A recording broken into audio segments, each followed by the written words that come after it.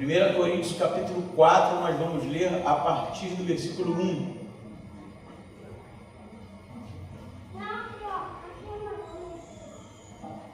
Diz assim: assim os homens devem nos considerar servos de Cristo, encarregados dos mistérios de Deus. Além disso, o que se requer de pessoas assim encarregadas é que sejam encontradas fiéis. No entanto, pouco me importa se sou julgado por vós ou por qualquer tribunal humano. De fato, nem eu julgo a mim mesmo, pois, embora eu esteja consciente de que não há nada contra mim, nem por isso me justifico, pois quem me julga é o Senhor. Portanto, nada julgueis antes do tempo, até que venha o Senhor, o qual não só trará luz às coisas ocultas das trevas, mas também manifestará os motivos dos corações. Então cada um receberá seu reconhecimento da parte de Deus. Irmãos, apliquei essas coisas a mim e a Apolo, por causa de vós, para que aprendais por nosso intermédio a não ir além do que está escrito, de modo que nenhum de vós se encha de orgulho em favor de um contra o outro. Até o versículo 6, mantenha a sua Bíblia aberta e vamos recapitular o que nós vimos semana passada, não é? Capítulo 3, Paulo vai chegar ao cerne do problema da igreja dos Coríntios, né? A gente já viu das facções, do argumento de Paulo quanto à problemática da busca pela sabedoria, da busca pela retórica, pela técnica do discurso, e do fato dos cristãos em Coríntios se acharem espirituais, né? Pneumaticóia, nós vimos isso semana passada. E Paulo vai dizer que eles, no final da história, são carnais, né? Eles são realmente crentes que estavam em um nível infantil da fé. Paulo vai dizer que gostaria de ter dado algo sólido para eles, mas eles não estavam aptos a receber porque não avançaram, né? Não cresceram. E agora no capítulo 4, Paulo vai ensinar, né? Vai exortar a maneira em que a igreja deve realmente entender e tratar os líderes, os pastores, os apóstolos, né? Os pregadores, de maneira bíblica, não é? Então, prestem atenção que o texto é um texto muito importante e que, se mal usado, realmente gera uma confusão sem tamanho. Mas a gente já começa no versículo 1, ouvindo Paulo dizer o seguinte, que os homens, ou os crentes dos Coríntios, né, da igreja dos Coríntios, devem considerar os apóstolos, não somente os apóstolos, né? Porque Paulo é apóstolo, mas Apolo não é apóstolo. Apolo foi um líder, um pregador, um pastor que passou por lá, assim como Pedro era apóstolo. Então aqui não é sobre somente apóstolos, mas a liderança, aqueles que estavam no cerne da discussão, né, das preferências. E aí Paulo vai dizer, os homens devem nos considerar servos de Cristo. Então, o primeiro aspecto do discurso aqui, do argumento de Paulo aqui, nós já vimos, né, Paulo falando que cada líder, seja ele como plantador, aquele que plantou a semente, né, no capítulo 3 ele diz isso, seja Apolo que regou, cada um tem o seu papel específico, não é? Colocado por Deus naquela igreja. E ele vai questionar esse tipo de avaliação, de comparação por parte dos coríntios, né, sobre o papel de cada líder, no sentido de que não havia sentido na comparação, visto que Deus foi aquele que colocou obreiros específicos com características específicas para uma fase da igreja, não é isso? Então Paulo vai chegar aqui no capítulo 4 e vai dizer: então, como é que vocês precisam tratar, olhar os apóstolos, os pastores, os líderes, como servos de Cristo? A palavra servo, ela é bem interessante, né? Eu já falei disso em outro momento, vem do grego huperetes, cuja origem estava nos remadores das naus, né? Que eram escravos, normalmente escravos condenados à morte, né? Que ficavam remando embaixo de chicotadas, né? Essa palavra originalmente tem esse significado, mais para frente vai ser uma palavra que tem o sentido de serviço, né? Mas algo muito mais do que um serviço fruto de um desejo qualquer, mas algo que realmente era uma responsabilidade, né? Então, como é que a igreja dos Coríntios deveria olhar para os seus líderes? Não como pessoas que estavam disputando a atenção, não é? Que estavam ali disputando o gosto da igreja, mas como servos de Jesus, todos, né? Seja Paulo, seja Apolo, seja Pedro, todos são servos de Cristo. E ele usa uma outra palavra bem interessante aqui na minha versão, que está encarregados dos mistérios de Deus. Em algumas versões é possível que esteja mordomos, né? Mordomos do mistério ou dos mistérios de Deus. E a palavra também é bem interessante, que é oikonomos. Oikonomos vai dar origem à economia, né? No sentido de administração e de mordomo também. E qual é o significado? O mordomo aqui, ou encarregado, era alguém que era um servo responsável pelos bens do seu senhor. Ele não era um escravo qualquer. Ele estava acima dos escravos e abaixo do seu senhor. Ele não tinha patrimônio, mas ele administrava o patrimônio do seu senhor. Então, o que Paulo está dizendo para a igreja? Vocês precisam olhar a gente não como concorrente pela atenção de vocês, mas como servos de Jesus, não é? E mordomos de Cristo. Aqueles que administram, mas estão debaixo do senhorio de Deus. Por que ele vai dizer isso? Porque eles não estão debaixo do senhorio da igreja, e sim de Jesus. Então, fique claro no argumento de Paulo, nós somos servos da igreja, ele está dizendo? Não, servos de Deus. Nós somos mordomos, administradores da igreja? Não, de Cristo. E aí você vai entender que ele vai dizer no versículo 2, além disso, o que se requer de pessoas assim, mordomos, né, encarregados, é que sejam encontradas fiéis. Por que fiel? Porque o mordomo, como administrador, não é? Ele precisava prestar contas, né? A gente vê, por exemplo, uma parábola contada por Jesus, que o Senhor distribui os bens, não é? Aos servos e viaja, não é isso? Todo mundo conhece a parábola dos talentos, né? Que não é sobre os nossos talentos, né? É sobre dinheiro ali.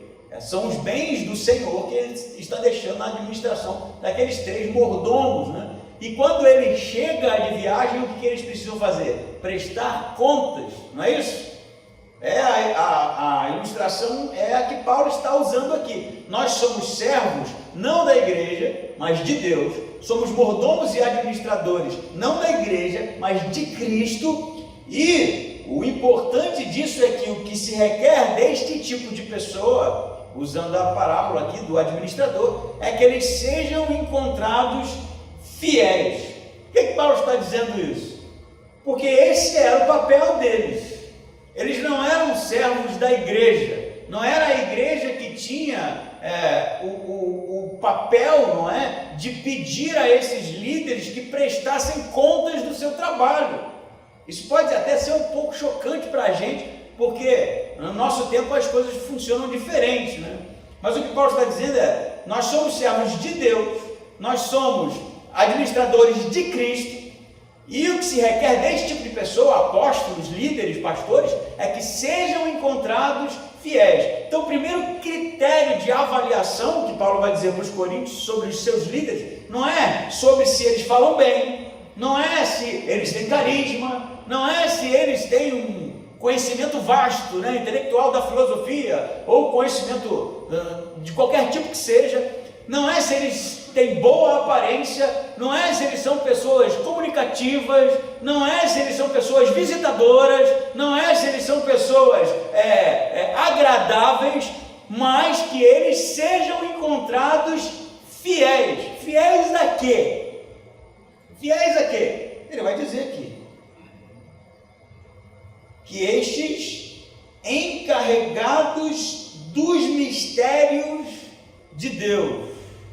Quais mistérios são esses? Sabe que Paulo está falando que o obreiro, né, tem que ser fiel à revelação que, né, Deus manda na hora aqui? O mistério é isso, né? Porque mistério em português é uma confusão só, né? Mistério, gente, é algo misterioso que ninguém sabe que Deus deu para o cara agora, né?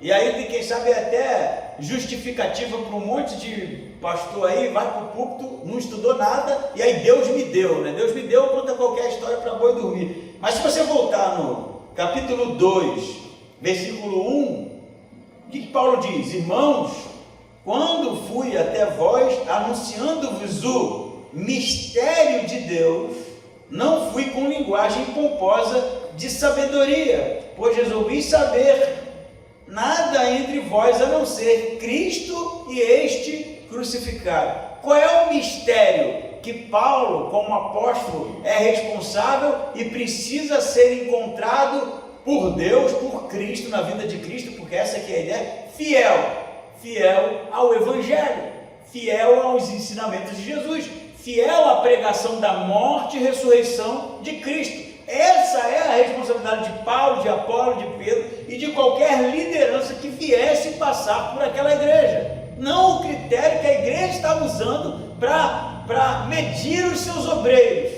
mas a fidelidade ao Evangelho de Cristo. E aí a gente volta para o nosso tempo, para a nossa geração.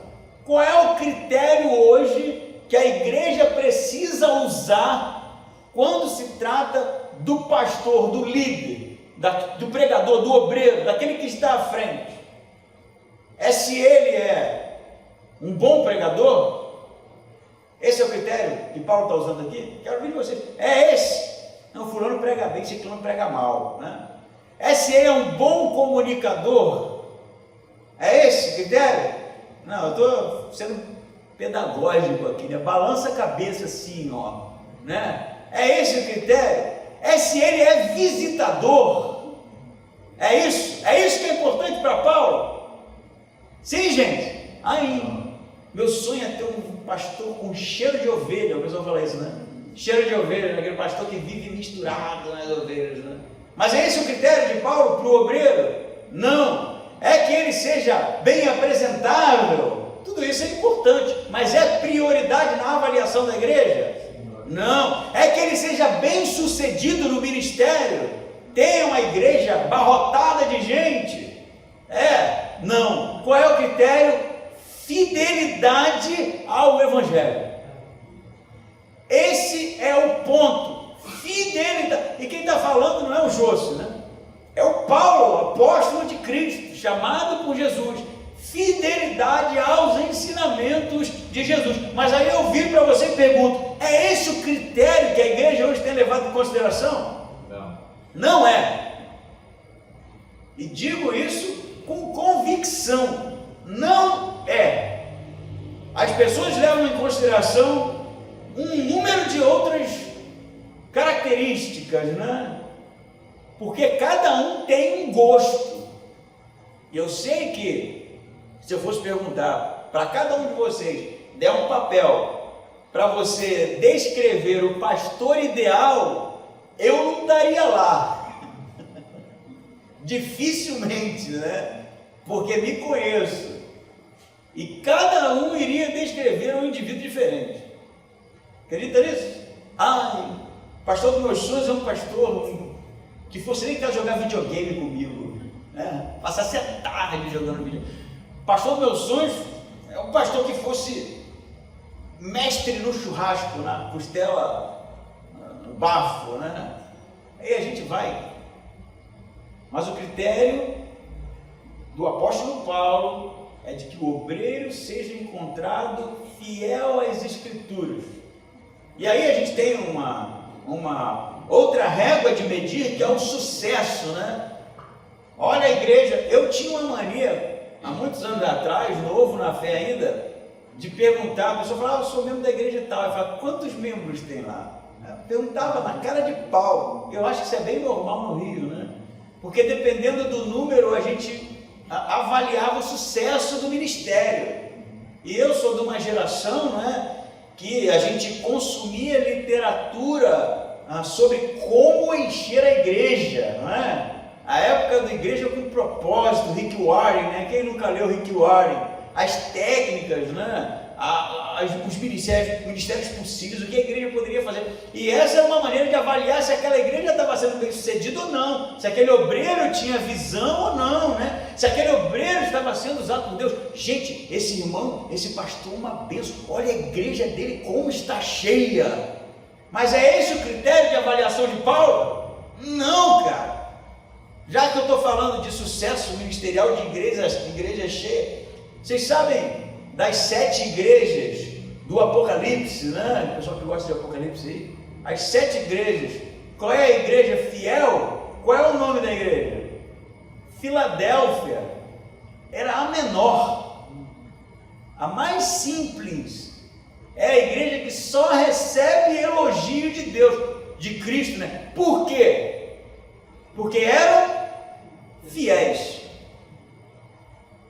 Pensa só, então a gente já viu que o crescimento quem dá é Deus, a capacitação quem dá é Deus. Deus chama pessoas e capacita as pessoas que chamam, mas ao mesmo tempo nós possuímos realmente algo da parte de Deus que deixou sobre nossa responsabilidade, e o papel da igreja é zelar por isso.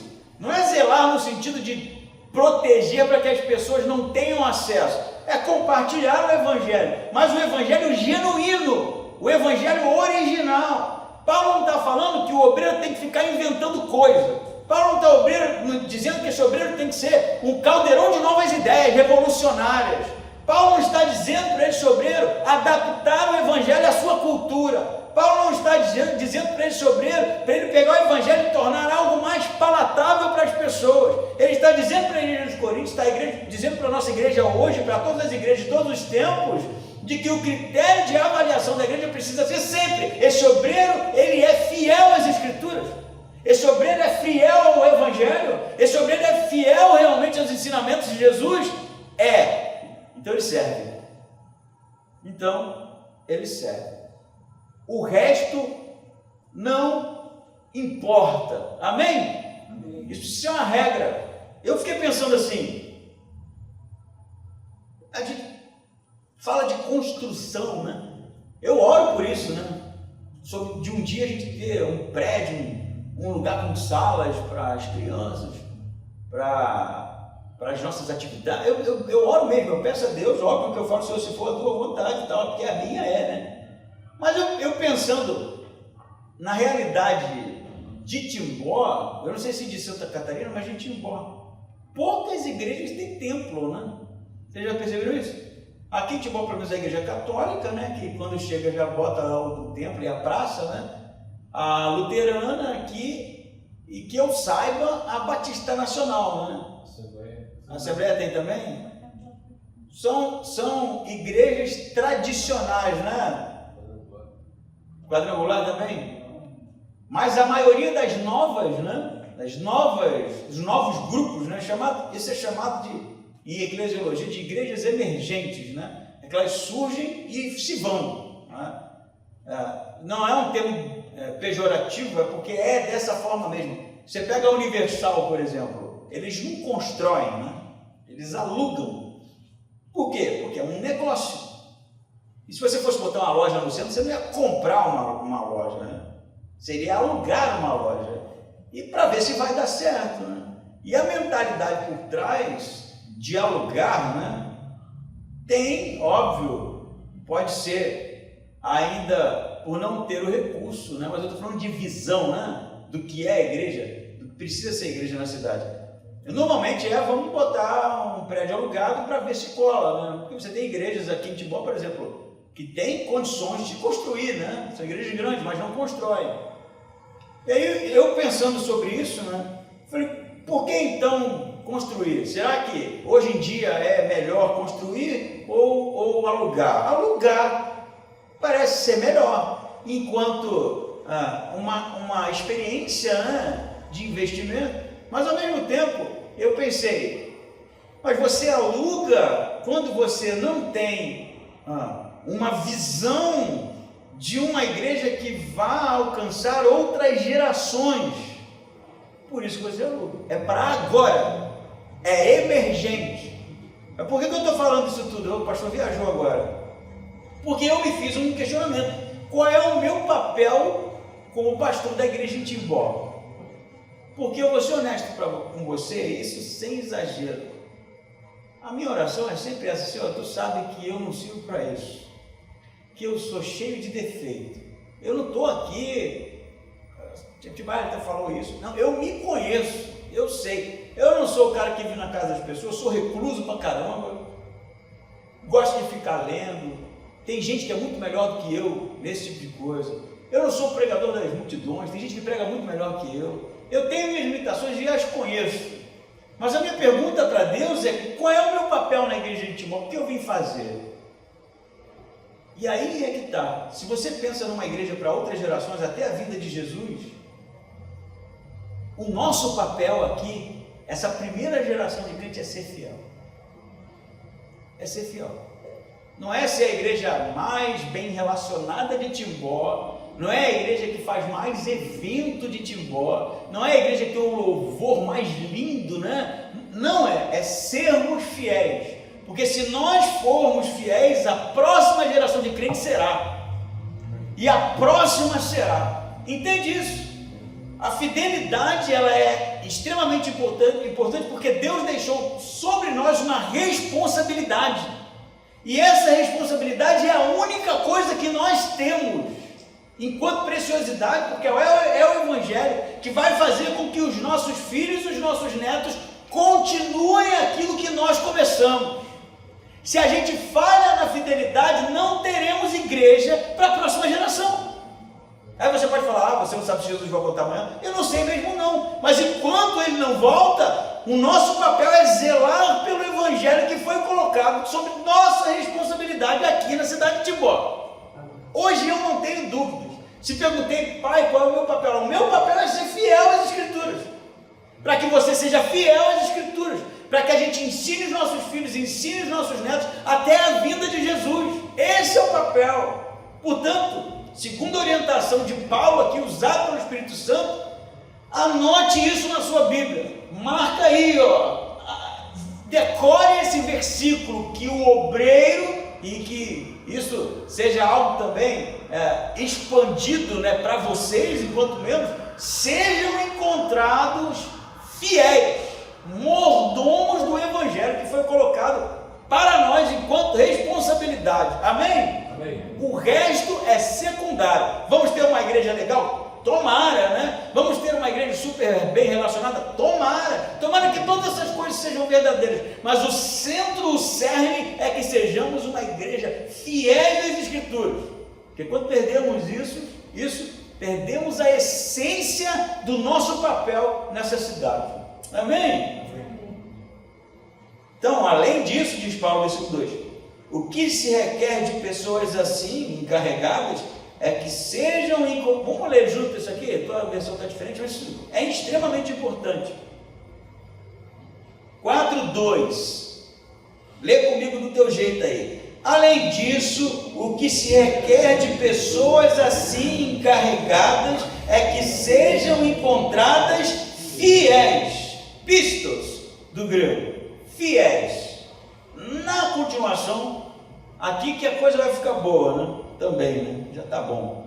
No entanto, pouco me importa se sou julgado por vós. Paulo aqui, ele já está mesmo, assim, tudo que foi dito até agora foi uma introdução, né? Uma introdução. Agora ele vai pegar eles, né, de jeito. No entanto, vai dizer Paulo, pouco me importa se sou julgado por vós. Qual é a palavra para julgado aqui? Anacrino. O que isso significa? É um exame do tipo forense. Sabe, ciência forense, né? Que examina ali a cena do crime, não é isso? Todos os detalhes, é uma examinação, né? Examinação, um exame minucioso da cena do crime. É a ideia aqui, porque a gente fala julgar em português, fica uma coisa bem estranha, né? Era realmente colocar Paulo na lupa, né? A expressão que eu gosto de usar, escaneá-lo, né? Averiguar, né? Sondar todas as decisões do apóstolo, é esse tipo de coisa, ficar de olho nele o tempo inteiro, examinando, né? O que ele fala? Pouco me importa se vocês querem viver dessa forma, me examinando, né? Buscando as minúcias das minhas atitudes. Aí ele diz, não só por vós, mas por qualquer tribunal humano. E aqui Paulo usa uma linguagem legal, né? Vai dizer, não interessa o juiz, não interessa o julgamento, eu realmente não me importo com o exame sobre as minhas atitudes e as minhas decisões. Aí você vai falar, não, peraí, não estou entendendo. Quer dizer que Paulo está dizendo que ele não liga para o que dizem dele? Não, né? Paulo tem um desejo de dar um bom testemunho, de ser um fiel dispenseiro de Cristo, e isso era público, por isso que ele está falando, vocês precisam levar isso em consideração, né? Então, seria uma coisa bem estranha Paulo dizer assim, eu não ligo para o que vocês acham de mim, mas eu ligo para que vocês achem que eu sou fiel. Então ele liga para alguma coisa, né?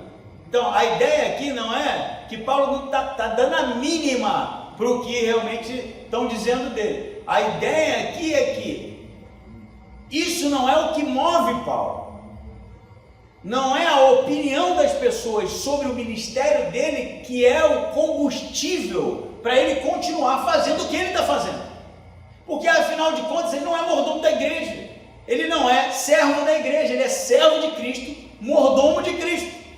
E o fator motivador de Paulo é o reino de Deus, não são as pessoas. Porque vamos parar para pensar, se Paulo fosse alguém que construísse o seu ministério sobre o que a igreja dos Coríntios achava ser o certo, acabou. Porque até aqui o que eles acham ser o certo é extremamente questionado pelo apóstolo, não é isso? Segundo o que os coríntios acham que Paulo deveria fazer, que ele deveria ser um bom orador, com pitadas de filosofia grega, não é? Do estoicismo, do epicureu, ali nos seus discursos, de Epicuro, né? No epicurismo, nos seus discursos, um pouquinho de Platão, um pouquinho de Aristóteles. Mas o que Paulo falou? Eu decidi saber nada mais a não ser Cristo crucificado. Então, a opinião de vocês acerca do meu ministério não tem valor, porque a minha motivação não é a opinião de vocês. E aí ele fala algo bem interessante aqui. Ele diz assim, vou ler de novo o versículo 3. No entanto, pouco me importa se sou anacrino, né? Examinado, seria a melhor tradução, por vós ou por qualquer tribunal humano. De fato, nem eu anacrino a mim mesmo. Isso aqui é fora de série, assim. Paulo está falando assim, nem eu examino minuciosamente a mim mesmo. Pô, tu pensa assim, não, agora ferrou, né? Se Paulo está pouco se lixando para a opinião dos outros, eu entendi, não é a motivação dele. Mas ele não faz uma análise, né? Uma reflexão sobre as suas decisões. É óbvio que faz, ninguém vive sem fazer, né? Não tem como. Mas o que ele está dizendo? Lê o texto na continuação, versículo 4. Pois embora eu esteja consciente de que não há nada contra mim, nem por isso me justifico. Sabe o que Paulo está dizendo? Embora ele tenha uma consciência que realmente diz para ele que o trabalho dele está correto, que ele não está fazendo nada de errado, ele não pode se fiar na sua consciência, porque ela pode estar errada. Olha, eu falei com a Lidiane hoje, né? A Lidiane, vocês sabem, né? Eu prego para a Lidiane, né? Eu falei assim, esse é um nível de amadurecimento e espiritualidade, assim, magnífico, a ponto de Paulo chegar à conclusão que ele não era a melhor pessoa para avaliar as suas decisões. Poxa, se ele não é a melhor pessoa, quem é? O que ele vai dizer? Pois quem me julga é o Senhor. Caramba, não sei se vocês entenderam. O que acham das minhas motivações não me importa. Eu não devo satisfação das minhas motivações, porque as minhas motivações é o reino de Deus. O que eu acho das minhas motivações também não importa, que eu posso estar enganado. E quem vai me julgar vai ser Deus. E é como se Paulo estivesse falando que ele não fia realmente a sua clareza de compreensão nas suas faculdades. Ele fia nas Escrituras, no Evangelho, naquilo que foi confiado para ele. Ali é a régua de medir. Se ele está certo ou errado, aonde ele precisa ir? Nas Escrituras. Ele vai dizer isso mais para frente aqui. Não ultrapassem aquilo que está escrito, ele vai dizer, nós lemos isso. Então o que ele está querendo dizer? Ele está querendo dizer, gente, que se a nossa vida cristã, ela for construída sobre o que as pessoas acham de nós, nós não vamos avançar para lugar nenhum. E a chance da gente começar a viver uma vida completamente errada é enorme, porque a gente não sabe o que as pessoas estão querendo. Cada hora as pessoas querem uma coisa, né? E outra coisa, o que Paulo está dizendo, a minha consciência também não é a melhor agente para me julgar, porque a minha consciência, ela pode estar cativa às minhas emoções, ela pode estar cativa aos meus traumas, às minhas frustrações. A minha consciência, ela pode estar sendo extremamente egoísta, e eu não identifiquei isso ainda. Caramba, que parada, mano! Já pensou nisso? Como isso é verdade? Eu falei com a Lidiane, você pode estar fazendo bem, né? Mas a motivação por trás pode ser terrível, asquerosa, por incrível que pareça. As pessoas que estão de fora só vão ver o externo, mas o que está motivando aquilo pode ser terrível. A gente pode estar fazendo bem para ferir alguém, não pode? E aí no final da história, qual é a regra, qual é a régua de aferição de Paulo? O Evangelho. Não sou eu a melhor pessoa para fazer uma avaliação de mim mesmo, porque eu sempre estarei certo. Eu sempre estarei certo. Mas o que as Escrituras dizem? O que o mistério de Deus que foi revelado e colocado na responsabilidade de Paulo diz? É isso que conta. Caramba, mano. Isso é um soco no estômago. Assim. Se você está olhando com uma cara assim, eu não estou entendendo, pastor. Então vamos ser mais simples. Quer saber se o que você tem no coração é de Deus ou não? Busque nas Escrituras. Busque nas Escrituras. Se a resposta for não, está errado. Se a resposta for sim, bom para você. Embora ainda haja a possibilidade de você estar fazendo por razões escusas. E isso Deus vai julgar depois. É o que Paulo vai dizer aqui.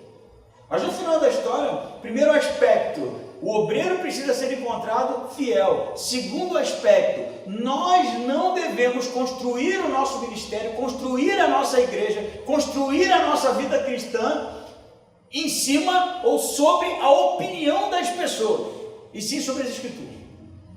Amém? Amém, não é? Poxa, pastor, eu não sei se eu faço X ou Y. Fala na Bíblia, pô. O que eu acho nem importa, partindo do princípio de que a Bíblia é a nossa referência, né? E o que eu acho precisa ser o que a Bíblia diz. Se a Bíblia diz que não, não tem jeito, né? Eu escrevi hoje no Facebook, né? Às vezes dá vontade de escrever umas tretas lá, né? Estava estudando aqui e escrevi: se você substitui o seu culto a Deus por outras atividades, é porque existem coisas mais importantes. É óbvio, né? O que é mais óbvio que isso? E aí foi uma pessoa lá e escreveu assim, não. Aí eu falei, não o quê, né? Não o quê? Você acha que não é isso? O problema é seu. O problema é seu. Não vai mudar absolutamente nada. Porque até onde eu sei, o Evangelho, o reino de Deus, a pessoa de Cristo, a pessoa do próprio Deus é a prioridade nas nossas vidas. Correto? E o que nós fazemos, que colocamos no lugar disso, é o que tem mais valor, pelo menos naquele momento. Isso eu estou inventando? Não, as escrituras que falam. As escrituras que falam. Então, estou dando um exemplo para dizer, a nossa régua precisa ser a Bíblia, o Evangelho, a palavra de Deus. É isso que dita o nosso comportamento, é isso que dita as nossas decisões, é isso que vai dar um norte para o lugar para onde nós estamos indo. Não o que as pessoas acham que a gente precisa fazer, não o que o mundo acha que a gente precisa fazer, não o que a cultura acha, a política acha, nossos amigos, nossos familiares acham que nós devemos fazer. Isso não significa, segundo Paulo, absolutamente nada. O que vocês acham, que vocês pensam ser o melhor para o meu ministério, simplesmente não me importa. Caramba, eu imagino se eu dissesse para vocês assim, ó, o que vocês pensam de mim não me importa. Vocês iam estar, pastor, está zoando, não estou não. Depois que eu li isso aqui, ó, fiquei firme. Porque se o obreiro é fiel, é isso que conta. É isso que conta. É o que Paulo está falando. Ah, pastor, a nossa igreja podia ser mais assim. É bíblico? É, então é uma possibilidade. Mas se não é, não importa. Simplesmente não importa. Amém? Amém. Sinistro, né? Um bom carioca. Que textozinho assim. Eu conversei com o André essa hora, eu falei que eu fiz a perícope 4 de 1 a 13. Eu falei, opa, aqui tem carne aqui, né? Comecei a estudar e, cara, 4 de 1 a 9, né? Continuei estudando 4 de 1 a 6, porque é denso, né? Muita coisa boa, né? Muita coisa realmente com profundidade. E aí vem aqui uma porção também bem bacana, né? Olha só, isso aqui textinho, o pessoal adora usar fora de contexto, né? Portanto, nada julgueis antes do tempo, até que venha o Senhor. Aí pega esse versículo aqui e fala assim, ó, não pode julgar nada, né? Não julgue ninguém nem nada. Pô, mas Paulo acabou de falar que o critério é fidelidade, então ele está pedindo um julgamento da igreja. Você julgue se o obreiro é fiel, então não é isso que ele está falando, né? Interessante que ele fala aqui, nada julguei antes do kairos, é a expressão para tempo, né? A gente já falou sobre isso, o tempo no grego, ao cronos, que é o tempo cotidiano, não é? É a hora passando, e ao kairos, que é o tempo determinado, o tempo certo, o tempo perfeito, né? Ele está usando a expressão kairos aqui, porque ele está conectando ela com a vida de Jesus. Então seria mais ou menos aqui, portanto, nada anácrino, não é? Examinem com a lupa, né? De maneira forense, antes do tempo, antes do kairos, até que venha o Senhor. E aí, o que ele quer dizer então? Se ele disse para julgar, né? Examinar se o obreiro é fiel, depois ele fala que ele não dá a mínima porque estão dizendo para o que é a motivação dele, porque estão dizendo que é o que não é, porque não é a opinião dele. Agora ele fala, mas vocês não podem anácrino, examinar, julgar nada antes da vinda de Cristo, né? O tempo certo. Vamos continuar lendo que vai trazer luz para a gente. Até que venha o Senhor, o qual não só trará luz as coisas ocultas das trevas. Espera aí. O que Paulo está falando para a igreja não julgar antes do tempo? Coisas ocultas das trevas. Se é oculto, não é visível, correto?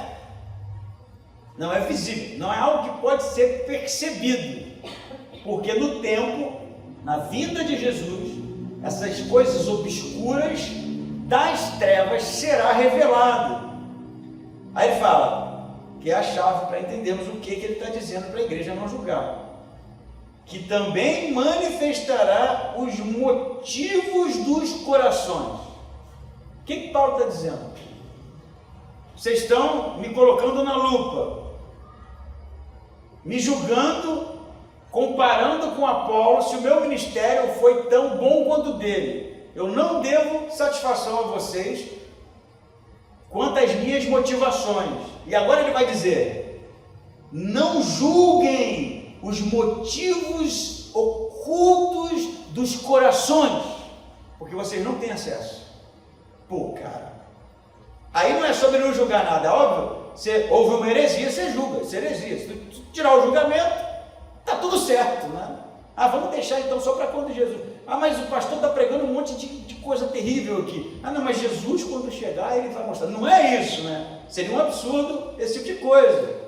Então, até porque o livro de Coríntios é cheio de sentenças, né?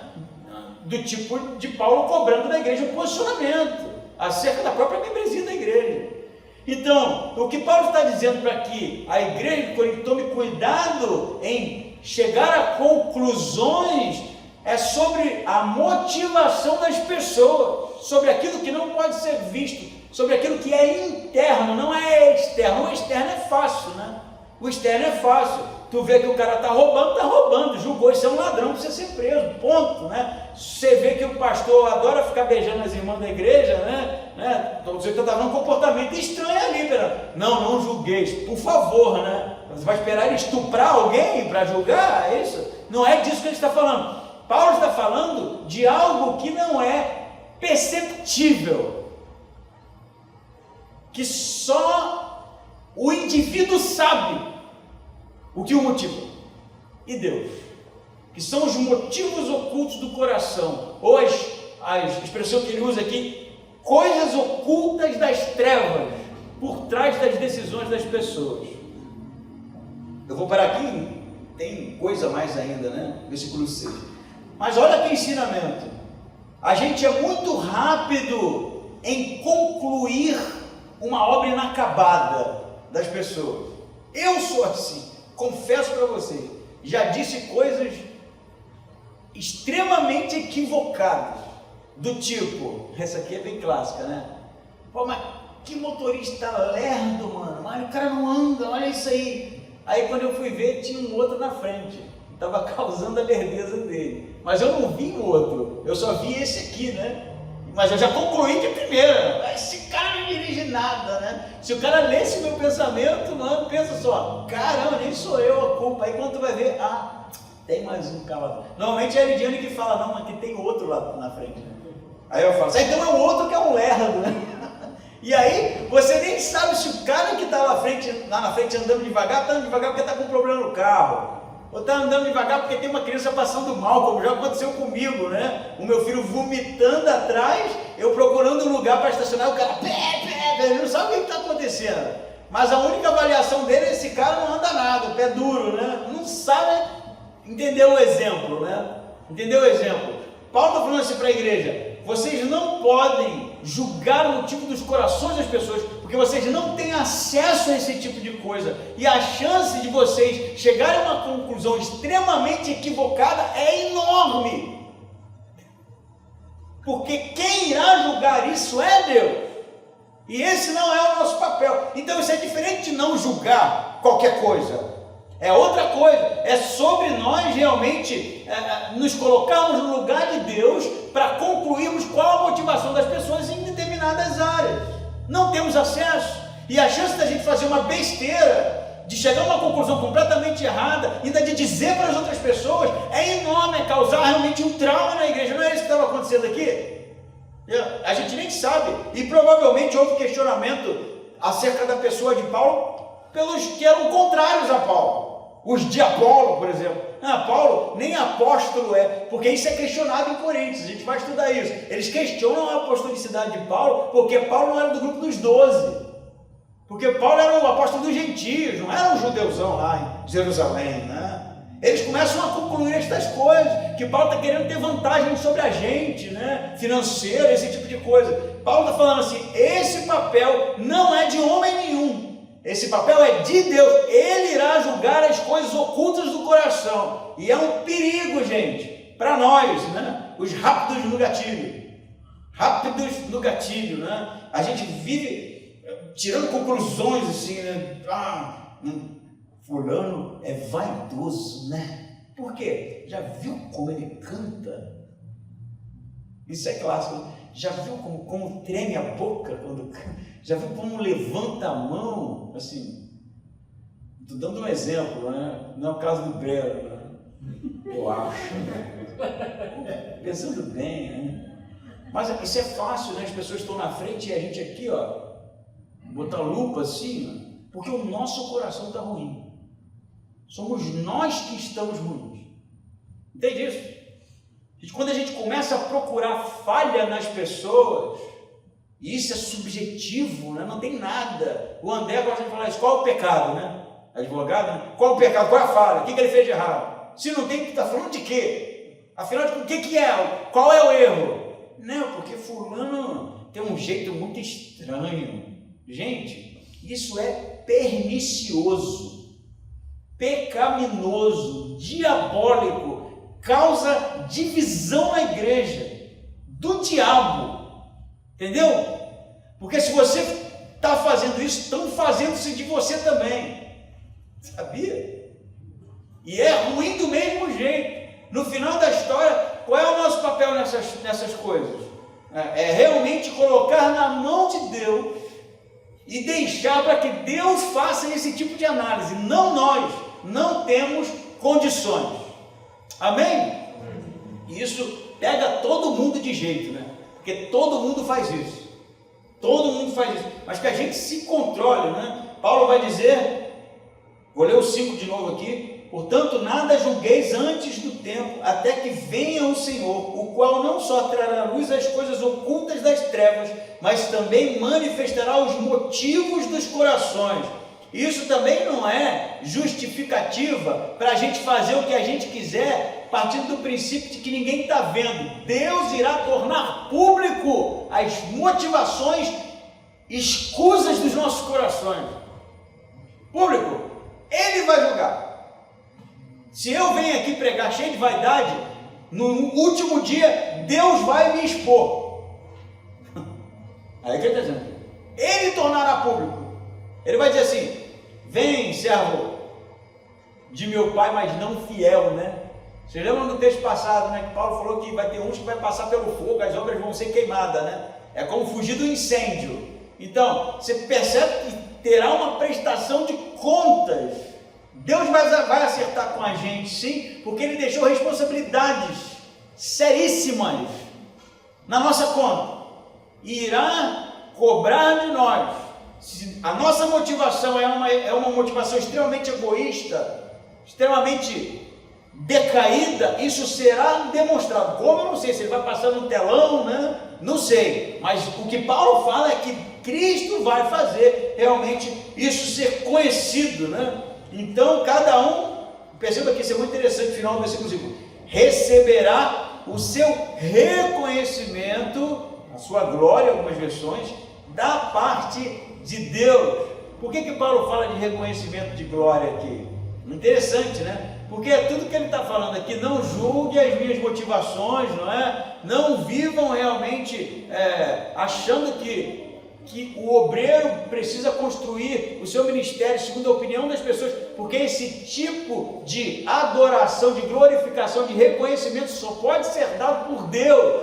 Então Paulo fala, isso não me motiva, não é isso que conduz o meu ministério, é o que Cristo acha, e não é isso que deve ser realmente o que motiva vocês buscarem realmente ouvir pregadores X ou Y.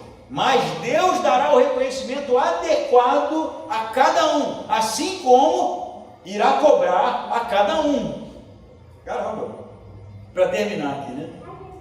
Aí ele vai dizer assim, irmãos, apliquei essas coisas a mim e a Apolo, por causa de vós, para que aprendais por nosso intermédio. Aprendais a quê, gente? Isso aqui é crucial.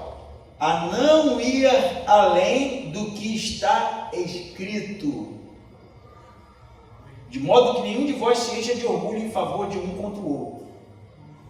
Olha só, Paulo aplicou essas coisas, ele está usando desde o início ele e Apolo como exemplo. Nós somos servos, Um plantou, outro regou, cada um teve seu papel, não há necessidade de ficar comparando a gente. Agora ele vem falar que o servo precisa ser fiel. Que servo? Ele, Apolo, Pedro, né? Ele vai dizer, eu não me importo com o julgamento de vocês, não é isso que me motiva. Da mesma forma, vocês não podem ficar sondando o coração das pessoas e fazendo esse tipo de análise acerca do reino de Deus, porque isso quem fará é o próprio Senhor, é na vinda de Cristo que isso se dará. E ele fala, eu usei tudo isso comigo, com Apolo, companheiro de ministério, de maneira pedagógica, para que vocês entendam o que é não ir além do que está escrito. O que está escrito? A palavra de Deus. Paulo citou desde o capítulo 1 um monte de passagens do Antigo Testamento. E quando a gente fala sobre a palavra de Deus, você pensa, não, Paulo já tinha sua Bíblia lá, né? Versão Almeida corrigida, né? Com o Novo Testamento, né? E as cartas de Paulo, não, né? Não, né? O Novo Testamento não estava ainda organizado, não é? Da maneira que a gente encontra aqui. Mas o que é a Escritura para Paulo? A Escritura é o Antigo Testamento, é dali que ele faz a sua exegese para fazer suas aplicações. Ele não cita os profetas, ele não cita o tempo inteiro o Antigo Testamento, é dali a autoridade para os seus ensinos, não é? E quando ele fala para que eles não ultrapassem o que está escrito, é porque ele já demonstrou através das Escrituras, né, realmente a autoridade sobre aquilo que ele está apontando. Então, da mesma forma que Paulo fez a exegese do Antigo Testamento e escreveu, nós temos acesso à exegese de Paulo do Antigo Testamento e as suas conclusões, assim como dos outros apóstolos. Então, se Paulo está exigindo para que aquela igreja se fiasse, né, eu usei essa palavra tantas vezes aqui, mas é porque é marcante mesmo, nas Escrituras, para realmente proceder, isso vale para nós. Não ultrapassar aquilo que está escrito. Como é que nós ultrapassamos o que está escrito? Quando a gente começa a julgar as pessoas segundo os nossos critérios, que não são bíblicos, segundo as nossas avaliações, que não são bíblicos, segundo o que a gente acha que deveria ser, que não é bíblico. E aí nós estamos ultrapassando aquilo que foi escrito. Eu poderia dizer para você que há inúmeros pregadores, pastores, igrejas, denominações, teologias que ultrapassam aquilo que está escrito, em nome, quem sabe, do sucesso ministerial, como eu já falei, em nome de agradar as pessoas. A adaptação, a releitura, né, a reinterpretação é ultrapassar aquilo que está escrito. Então tornam a voltar. Tornam a voltar é ruim, né? É um pleonasmo, né? Volto então ao versículo 1. Devemos ser encontrados fiéis. Crentes que não ultrapassam o limite imposto pelas Escrituras. Aí sim seremos uma igreja saudável. Aí sim teremos um juízo sadio das coisas. Aí sim realmente procederemos segundo o coração de Deus. Amém?